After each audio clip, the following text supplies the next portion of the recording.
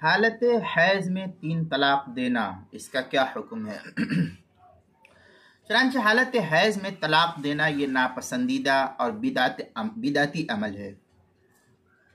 لیکن اگر کوئی شخص اس حالت میں اپنی بیوی کو طلاق دے دے تو طلاق واقع ہو جائے گی، حتیٰ کہ اگر حیض کی حالت میں کسی نے 3 طلاق دے دی تو بیوی نکاح سے بالکلیہ نکل کر شوہر پر اس وقت حرام ہو جائے گی، اور حلالے کے بغیر دوبارہ نکاح کرنا اس عورت کے لیے اس مرد سے جائز نہیں ہوگا۔ چنانچہ فتاوی ہند میں ہے والبدعی من حیث الوقت ان یطلق المدخول بها وهي من ذوات الاقرا فی حالت الحیض، اس طریقے کی عبارت جو ہے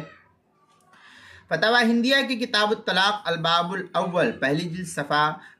349، جو پرانا چھپا ہوا نسخہ زکریا بک ڈپو دیوبند کا ہندی نسخہ، اس کے اندر ہدایہ میں ہے اذا طلق الرجل امرأته فی حالت الحیض وقع الطلاق، یہ ہدایہ کتاب الطلاق باب طلاق السنہ اس کی دوسری جلد صفحہ 357، جو مکتبہ اشرفی بک ڈپو دیوبند کا ہندی نسخہ اس کے اندر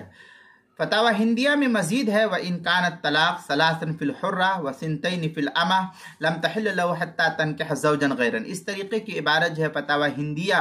اس کے کتاب الطلاق الباب السادس پہلی جلد صفحہ 473، جو پرانا چھپا ہوا نسخہ زکریا بک ڈپو دیوبند کا ہندی نسخہ ہے۔